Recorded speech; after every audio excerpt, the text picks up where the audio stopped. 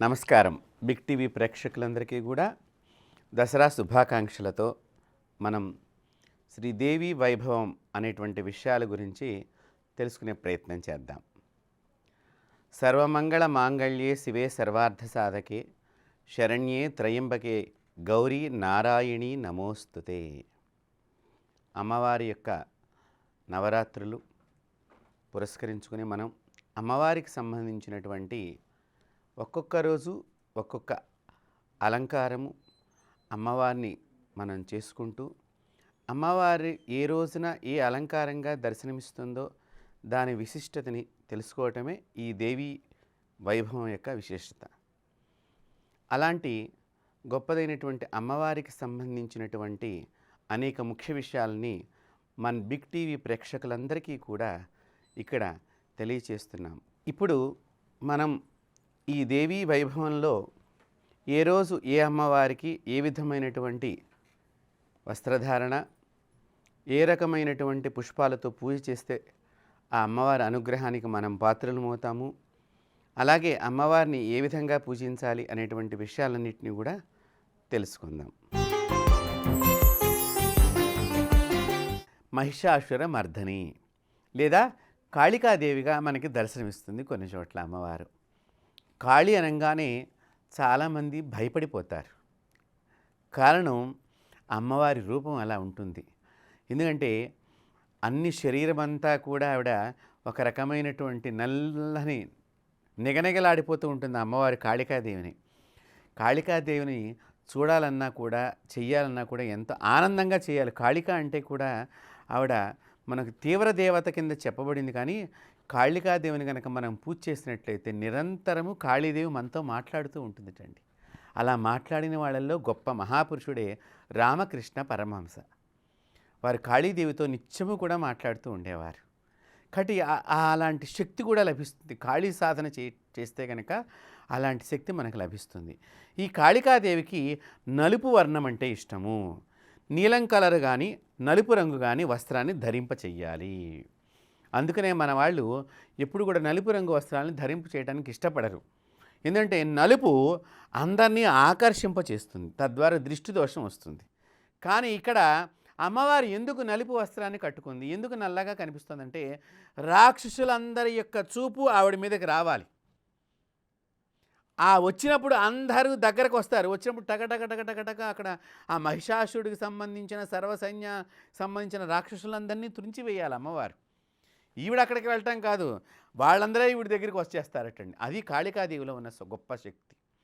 ఈ కాళికాదేవిని మీరు ఆరాధన చెయ్యాలి అనుకున్నప్పుడు చక్కగా ఏమి భయపడక్కర్లేదండి. కాళికాదేవి అంటే భయపడాల్సినటువంటి ఎక్కడా కూడా లేదు. శాస్త్రంలో కాళీ ఫోటో ఇంట్లో పెట్టుకోగానే భయపడిపోయి మనం ఏదో అమ్మో బాధలు వచ్చేస్తాయేమో, అమ్మో కోపం వచ్చేస్తాం, అది చాలా పిచ్చి భ్రమ.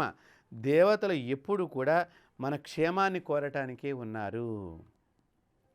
అయితే ఈ కాళీ యొక్క ఆరాధన చేయాలనుకున్న వారు కూడా నీలం వర్ణం కలిగినటువంటి వస్త్రం ధరింప చేయటము, అమ్మవారికి కూడా అలాంటిదే వస్త్రాన్ని ధరింప చేయటము, అలాగే అమ్మవారికి చక్కగా ముండమాలాధారిణ్యై నమః అంటే పుర్రెల దండల అమ్మవారు ధరిస్తుంది. రాక్షసుల యొక్క తలకాయలన్నీ కూడా మాలగా ఒక చేత్తో గుచ్చేసి రండిరా ఇంకా ఎంతమంది వస్తారా, రండిరా దుర్మార్గులారా ఒక్కొక్కళ్ళని అని అంటే ఏమిటి, అమ్మవారు అంత తీవ్రమైన శక్తి.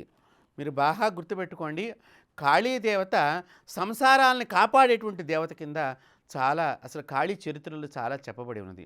ఎవరికైతే అన్యోన్య దాంపత్యం బాగోలేదో, ఎవరికైతే కనుక అన్యోన్య దాంపత్యంలో పొరపచ్చాలు ఉన్నాయో, ఎవరైనా కూడా అంటే ఒకరి మనసులో నేను భర్తకు దూరం కాకూడదు, అయ్యో నన్ను భర్త అపార్థం చేసుకుని నాకు విడాకులు ఇస్తున్నాను అంటున్నాడే అనేటువంటి వాళ్ళందరూ కూడా కాళికాదేవిని ఆరాధన చేస్తే మీ భర్తతో మీరు అన్యోన్యమైనటువంటి దాంపత్యం మళ్ళీ చేయగలుగుతారు.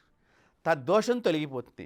వైధవ్య దోషాలని పోగొట్టేటువంటి దేవతల్లో మొట్టమొదటిగా ఈ కాళికాదేవి దుర్గాదేవిని చెప్పారండి.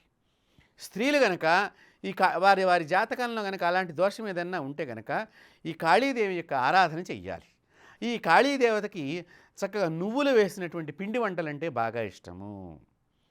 అంతేకాకుండా ఈ అమ్మవారికి గారెలు బాగా ఇష్టము. మినుములతో తయారు చేసిన పదార్థాలన్నీ కూడా చాలా ఇష్టము. కాబట్టి మినప పిండితో గారెలుగా కానివ్వండి, లేకపోతే చిన్న చిన్న మనం పునుగులు అని అంటూ ఉంటారు బయట. అలా పునుగులుగా కానీ, మినప పునుగులుగా కానియండి, మినప గా మనకి ఏదైనా దోసెగా అట్లాంటివన్నీ కూడా అమ్మవారికి సమర్పణ చెయ్యాలి. చేసినప్పుడు ఆవిడ అవన్నీ ఆహారం కింద తీసుకుని సర్వశక్తివంతురాలు అవుతుంది. ఏమండి దేవతలకు శక్తి ఉంటుంది కదా! మనం పెడితేనే ఆవిడ శక్తి వస్తుందంటే, ఏవండి మీ ఇంటికి ఎవరైనా ఒక అతిథి వచ్చినప్పుడు మీరు కాఫీ ఇస్తారు, మంచినీళ్ళు ఇస్తారు, ఏవండి టిఫిన్ తినండి బాబాయ్ గారు అని అంటారు, లేకపోతే పిన్ని గారు కొద్దిగా ఏదైనా టిఫిన్ తినేయాలని మర్యాద చేస్తున్నారా లేదా? దేవత మీ ఇంటికి కూడా మీరు ఆవాహనం చేసినప్పుడు, ఆహ్వానం పలికినప్పుడు ఇవన్నీ కూడా అంతే. కాబట్టి దేవతకి మనం పెట్టాలి అవన్నీ. పెట్టడం మూలకంగా మన ఇంట్లో ఆ అమ్మవారు ఆ పదార్థాన్ని స్వీకరించి మనకి ఎవరైతే చెరుపు చేస్తున్నారో, మనకి ఏదైతే చెడు ఉన్నదో దాన్ని తొలగిస్తుంది. అందుకని నివేదన చాలా ముఖ్యం ఇక్కడ. కాబట్టి ఈ అమ్మవారికి ముఖ్యంగా మీరు చిత్రాన్నం కూడా నైవేద్యం చేయవచ్చు. అంటే పులిహార కూడా మీరు చక్కగా నైవేద్యం చేయవచ్చు అమ్మవారికి. బజ్జీలను కనుక పెట్టినట్లయితే అమ్మవారు చాలా ఆనందపడుతుంది. పచ్చిమిరపకాయ బజ్జీలు అంటాం కదండి, మనం అప్పుడప్పుడు బాగా తింటూ ఉంటాం. వర్షాకాలం పడితే బజ్జీ వాసన తగిలితే చాలు ముఖకి ఒక చక్కగా 4-5 లాగించేస్తాం మనం. ఈ అమ్మవారికి కూడా మంచి మిరపకాయ బజ్జీలను కనుక నైవేద్యం చేసినట్లయితే ఆ అమ్మవారు చాలా సంతుష్టురాలవుతుంది. మీరు అందరూ కూడా అనుకుంటారు భర్తను తొక్కేసింది, కాళ్ళ దగ్గర తొక్కబడి ఉన్నాడు భర్త అనుకుంటారు. కానీ దానిలో ఉన్న పరమార్థం ఏంటో తెలుసా అండి? మహిషాసురుని చంపేసింది అమ్మవారు. మొత్తం అంతా కూడా చంపేసి అమ్మవారి దగ్గర ఒక పుర్రె పట్టుకుని ఆ మహిషాసురుడు తలకాయ ఇలా ఉంటుందండి, కింద కూడా ఇలా పాత్ర ఉంటుంది. వాడి యొక్క రక్తం కారుతూ ఉంటే మళ్ళీ ఇంకో మహిషాసురుడు పుడతాడని మనకు వరం ఉన్నది. ఈ పాత్రను పట్టుకొని ఆ రక్తానంతా కింద పడకుండా ఈ రక్తం కూడా ఆవిడ తాగేస్తుంది. అంటే దుర్మార్గుడిని ఆవిడ లోపల నశింప చేసేస్తోంది.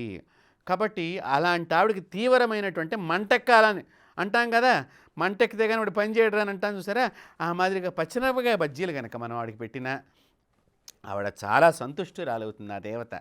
కాబట్టి ఆ అమ్మవారు పరమేశ్వరుడు ఎందుకు అట్లా ఉన్నాడు అంటే ఈ మహిషాసురుడిని చంపేసిన తర్వాత దేవతలందరూ భయపడి ఆకలిస్తుంది. అంటే పెద్ద ఉగ్రస్వరూపిణి ఆవిడ.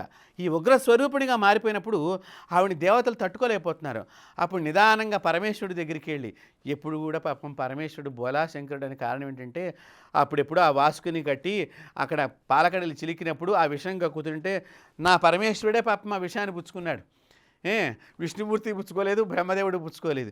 ఇప్పుడు కూడా నాయన అప్పుడెప్పుడో నువ్వు ఆ వాసుకి విషాన్ని నుంచి మమ్మల్ని కాపాడావు, ఇంత చూస్తే ఇంత అమ్మవారు చాలా తీవ్రంగా ఇప్పుడు కూడా నువ్వే కాపాడాలని చెప్పి ఈ దేవతలందరూ కూడా విష్ణువుతో సహా అందరూ కూడా ఆ అమ్మవారి దగ్గరికి పరమేశ్వరుని పంపారటండి.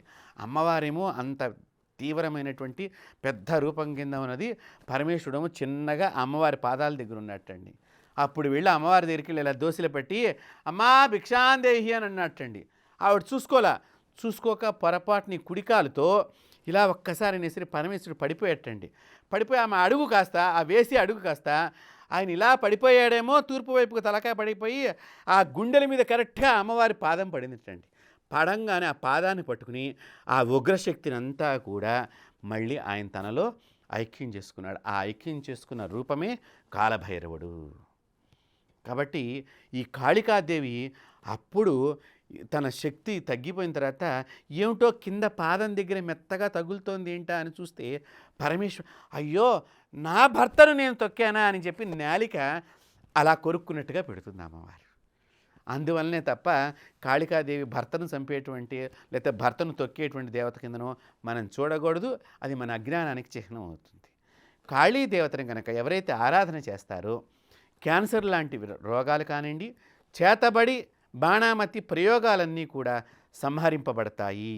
ఈ కాళీదేవి రోజున సప్తశతి దుర్గా సప్తశతి పారాయణ కానివ్వండి, లేకపోతే దానిలోకి సంబంధించిన శ్లోకాలు కానివ్వండి, చండీ హోమం కానివ్వండి చేయించుకున్నట్లయితే చాలా శుభం కలుగుతుంది.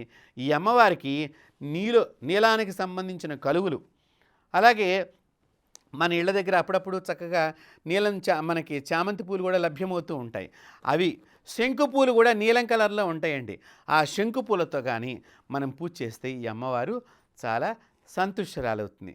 కావున మన బిగ్ టీవీ ప్రేక్షకులందరూ కూడా కాళీ అనుగ్రహానికి పాత్రలు కావాలి. మీకు వచ్చేటువంటి అకాల మృత్యువులు ఏవైతే ఉన్నాయో అవన్నీ తొలగిపోయి చక్కగా ఆనందమైనటువంటి జీవితాన్ని, అన్యోన్య దాంపత్యాన్ని పొందాలని చెప్పి కోరుకుంటూ స్వస్తి.